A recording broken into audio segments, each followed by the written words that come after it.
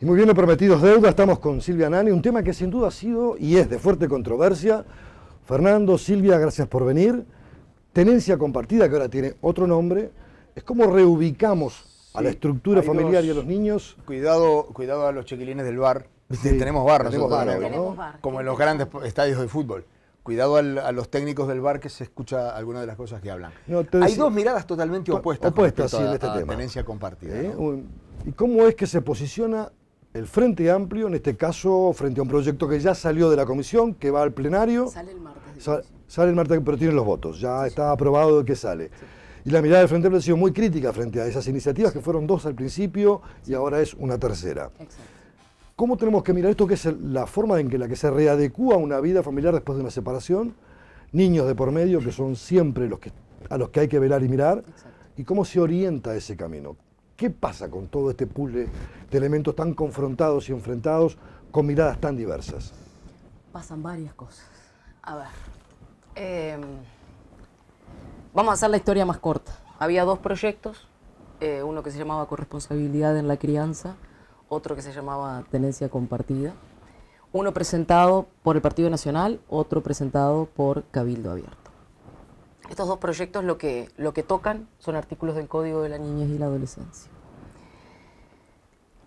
No hubo acuerdo en la comisión en cuál de los dos proyectos quedaba, y también para hacer un poco de raconto del contexto político, ahora vamos al resto, sobre esos dos proyectos, quien también estaba en contra del tratamiento, no del tratamiento, en contra de los dos proyectos, era el sector Ciudadanos del Partido Colorado. Con eso veníamos y veníamos y veníamos. Recuerden que cuando el gobierno, después del referéndum, anuncia sus prioridades en materia legislativa, esta fue una de las prioridades. Y ahora voy a ir un poquito más para atrás. El proyecto presentado por el Partido Nacional fue, digamos, una readecuación, ¿cómo decirlo?, lingüística de el proyecto que había presentado el actual presidente de la República cuando era legislador. Entonces, hasta ahí tenemos, digamos, no había grandes cambios. No había grandes cambios. Había más bien en la exposición de motivos algún detallecito, más que nada para ayornarlo, te podría decir, con una intención de generar un poco más de simpatía sobre algunos conceptos que en el otro se manejaban de una forma Más dura. un poco más dura. Entonces, por ejemplo, en esos conceptos nuevos que se maquillaron un poco, era el de, bueno, hagamos de la tenencia compartida lo que surge ante cualquier conflicto en forma primera, digamos, ante lo primero, compartida. Y a eso decían que la argumentación del Partido Nacional en ese sentido era, bueno, entonces las mujeres van a tener más tiempo para desarrollar sus carreras profesionales. Claro, porque el padre comparte. Exacto. En la partes crianza. iguales el tiempo en que está con sus hijos. Bueno, justamente, imagínate un gurí con su tiempo 50 y 50. Es bastante difícil de adecuar eso en la logística. Pero hasta ahí quería hacerles un brevísimo raconto histórico de lo que eran los elementos legislativos, digamos. Vamos a poner otros elementos sobre la mesa. Detrás de estos proyectos, más que una necesidad de legislar, lo que hay es el interés de varios grupos de interés. Básicamente de familias, de padres, que dicen verse afectados por decisiones judiciales que no les permiten tener la tenencia o un régimen de visitas con sus hijos. Yo no sé si ustedes recuerdan, en uno de los actos patrios del año pasado, yo no me acuerdo si fue el del 19 de junio, pero por ahí, por esa fecha, el presidente de la República fue interceptado por uno de los militantes de estas causas, y le regaló una camiseta que el presidente de la República, en pleno tratamiento en el legislativo de estos proyectos, se la puso tomando partido por esta iniciativa, reitero, cuando todavía había grandes discusiones a nivel del legislativo. Entonces, esto, lo primero que creo que tenemos que ver es que acá evidentemente hay una cuestión de lobby intensa, ¿no? Hay lobbies que están haciendo una fuerte presión. Segundo elemento que voy a poner sobre la mesa. ¿Por qué digo en forma tan contundente que no es una necesidad? Porque nosotros dijimos, bueno, vamos a legislar, vamos a informarnos sobre qué estaríamos legislando, cuáles son los verdaderos problemas que hay en el sistema de justicia para que se vea la posibilidad de legislar sobre esto. Entonces hicimos un pedido de informe, un pedido de acceso a la información pública a la Suprema Corte de Justicia. Y les consultamos sobre procesos de tenencia iniciados por varones, porque era más que nada un reclamo de estos colectivos de varones, y que hayan sido denegados. Pues la Suprema Corte de Justicia, y ahora si quieren hacemos después un doble clic en esto, nos respondió que no tiene esa información. ¿Cómo que no tiene esa información? No tiene esa información porque No consta. no consta. En el sistema de estadístico... No queda sentado ese ítem. No queda sentado si quien presenta el recurso es un varón o es una mujer y si es denegado por qué causas. Entonces, en definitiva, si esa información no la tiene la Suprema Corte de Justicia, no la tenemos nosotros, tampoco la tienen quienes se basan en esos Quienes argumentan eso como, quienes argumentan eso no tiene una base. Exactamente. No, evidentemente no tiene una base. Tampoco hay un reclamo por fuera de esos colectivos. Entonces, de nuevo, cronología legislativa, por un lado, presentación de lo que tiene que ver con el impacto de los lobbies. Tercer tema, no hay datos que indiquen que tenemos un problema ahí. Cuarto tema. ONU Mujeres hizo un estudio, no hace tanto, ahora 3, 4, 5 meses capaz, sobre la violencia en redes hacia mujeres políticas. Concretamente lo enfocaron en ese contexto. Y entonces en el informe que está colgado en la página de ONU Mujeres hay un dato que es bien interesante. Ellos analizaron en una nube de palabras, ¿vieron cuando sí, se presenta una nube de palabras, que las palabras que tienen mayor frecuencia en el uso se presentan de forma más grande? Bueno, en el primer estudio mostraban de los perfiles que más agredían a las mujeres, cuáles eran las palabras más destacadas. Las palabras más destacadas eran padres, hijos, sin. En relación al análisis de datos que hicieron, miraron cuáles eran la relación entre las cuentas que utilizaban más esas palabras con perfiles públicos, en este caso era de Twitter. Muchos de los perfiles públicos daban en miembros integrantes de estas organizaciones que estaban promoviendo estos proyectos. O sea que, además de reclamar el derecho a una tenencia compartida, lo que hay es una abierta guerra de géneros. Bueno, yo no sé si de géneros... O por lo menos de confrontación. De confrontación entre adultos. Pero digo, entre hombres y mujeres. Y mujeres. Y estos hombres que aparecían en estos perfiles eran justamente los que más agredían, los que tenían conductas más violentas, en este caso, para con las mujeres políticas. Un dato, porque estamos analizando, ¿no?, cuestiones objetivas. Entonces, tenemos esos 4 elementos por ahí. Un quinto elemento que de hecho es el que es para nosotros más trascendente, es que en este proyecto que le llaman unificado, frente al cual el sector Ciudadanos del Partido Colorado cambió su posición negativa y ahora lo apoya. O sea, tienen mayorías parlamentarias y lo quieren aprobar. Tiene mayorías parlamentarias porque ahora es un proyecto de toda la coalición de gobierno. No requiere mayorías especiales. No requiere mayorías especiales. Aunque modifique normas del Código del Niño. Porque justamente por eso se trata en la Comisión de Constitución y Legislación, que es justamente la encargada de modificar los códigos. El punto más importante es, si existen medidas cautelares, porque existen denuncias de violencia, no es preceptivo la eliminación de las visitas. Y vamos a tratar de entender esto. Esto, a ver, tanto voy a tratar de explicarlo desde la mentalidad de un ciudadano común y corriente. Bien.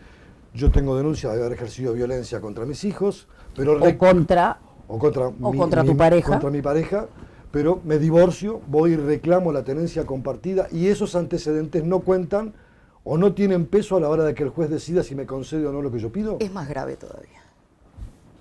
Tú estás en un proceso donde te denunciaron por violencia.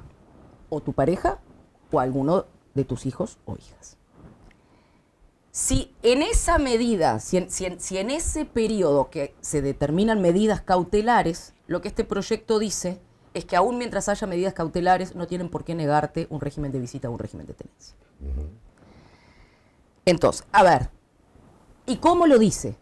Dice, ante medidas cautelares, tengo el artículo por ahí, después si quieren lo leemos para que ustedes lo puedan tener. Ante medidas cautelares, el juez puede decidir que aún así las visitas se implemente ese régimen de visita. Ahora,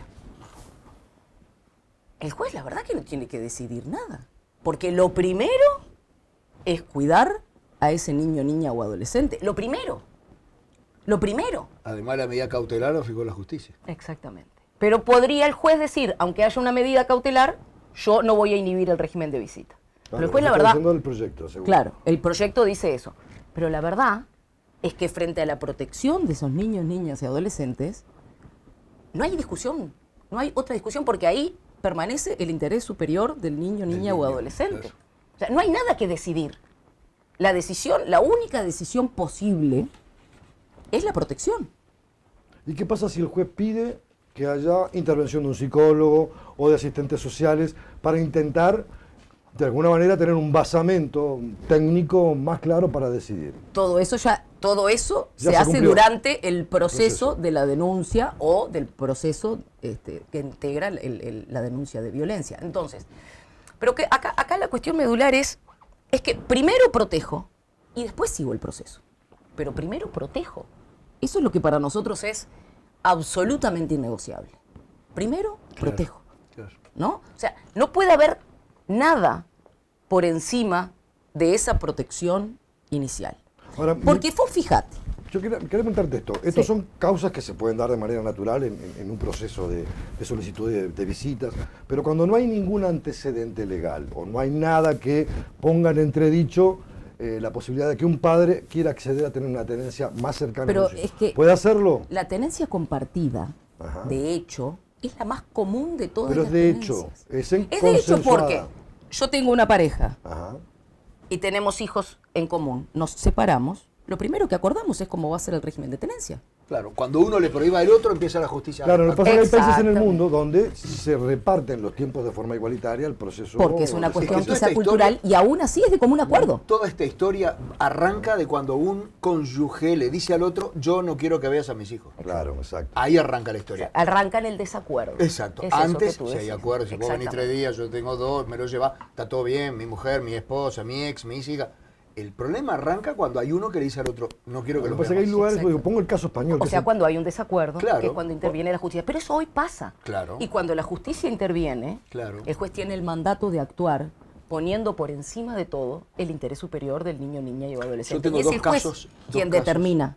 Dos casos esa- muy cercanos de familia, de gente conocida, que se están sustanciando hoy sin estos proyectos, y es así. Es decir, Claro, pero yo ponía. hay un juez que actúa y siempre, el Siempre. interés, el Claro, interés superior a velar es el del niño. el del o niño. niña. Luego, te planteo esto porque sé que en la jurisprudencia española, a la hora de generar el proceso de divorcio, una de las dos partes o las dos partes, con o sin acuerdo, pueden solicitarle al juez la tenencia compartida. Pero es que acá también lo pueden solicitar. Y que quede estipulado como Claro. Sí, sí, sí. legalmente Y como después Acá que proceso. lo también viola, lo está pueden violando una solicitar. decisión judicial. Claro, O que sea, de creo hecho que fue la información que pedimos. Ajá. ¿Cuántos padres que no tienen el ejercicio de la tenencia piden la tenencia y se les niega? ¿Cuántos? No hay información. No hay información. O Entonces, sea que el argumento de quienes propongan esta ley para que se legalice esto no es que no haya derechos que les sean conculcados, sino simplemente lo que quieren es legalizar una modalidad. bueno, lo que en realidad Un planteo de fondo. estas personas se sienten afectadas porque un juez les dijo que no podían ver a sus hijos. Claro, y por algo se lo dijo el juez. Claro. Porque Ese también, es el además, punto. también en ese proceso supongo que hay apelación y no sé cuántas cosas. Digo, Sí. la carrera normal. Ojo, y mira que acá hay una cosa importante que yo en general siempre recalco. Porque alguien me puede decir, bueno, pero porque no tengas número vos vas a desconocer que hay un problema humano ahí. Es que hay un problema. Y no. Y la verdad es que no es esa para nada la idea. No es esa para nada la idea, porque cuando la gente vive estas vivencias, que además son vivencias de de vínculos rotos, de desacuerdos. Sí, casi ¿no? permanentes. Son heridas y a veces en tonos muy complejos. Exacto, son heridas emocionales. Y cada quien lo dimensiona y lo vive, bueno, sí, de la mejor manera que puede. Ahora, eso no implica que haya que cambiar un régimen judicial para que las cosas, para cambiar situaciones que son personales. Vos me podés decir, sí, está bien, pero ¿qué hacemos con esas situaciones personales? Bueno, esas situaciones personales hoy se atienden en primera instancia, en segunda instancia, en los O juzgados sea, que se resuelva especializados. caso a caso y no que se universalice con la ley. Es exactamente Es que hoy pasa eso. Es exactamente. Hoy va caso a caso, pero yo, y reitero, no minimizo los problemas de esos casos, no minimizo el sufrimiento humano. Pero hoy ya tienen... ¿no? Pero yo no puedo aplicar una medida general para cosas que tienen número de expediente. Silvia, te agradecemos esta primera mirada. No va a ser la única vez que nos visites, pero es una mirada introductoria a un tema de alta sensibilidad, muy emocional, Sí. donde hay la recomposición de una estructura de vida después de la ruptura de una pareja, con todo lo que eso implica emocionalmente, económicamente, culturalmente, socialmente. Sí. Gracias por favor. estar con nosotros, Fernando. Muchísimas gracias. ¿Nos vamos? Nos vamos. Bien. Antes está. de irnos. Mira. Ese es un regalo que te hace nuestra caricaturista ¡Pero qué María maravilla! Despeinada, que te la vas a llevar para que las pongas en tus redes y para que puedas disfrutarla de ella, ¿verdad? Claro que sí. Es un muy buen regalo. Muchas ¿Te gracias. sentís identificada? ¿Está bien? Está bien tomada? fantástico porque el jopete este me acompaña desde tiempos inmemoriales, cuando nadaba en Plaza Colonia. Ah, mirá, en Plaza Colonia, En Plaza coloniense. Colonia. Pata blanca, entonces. Pata blanca. De alma y de corazón. Totalmente. Comparto un poquito de ese cariño con Villa Española, que es la segunda vida. Muy bien. Muchas gracias por Perdón, ¿algún acompañarnos. día vas a ser hincha de un cuadro de fútbol? Mis compañeros me dicen eso. Por maldad, de No, no, maldad. las puertas del Parque Capurro están abiertas para Qué que- maravilla. Y así recibo ofrecimientos. Exactamente.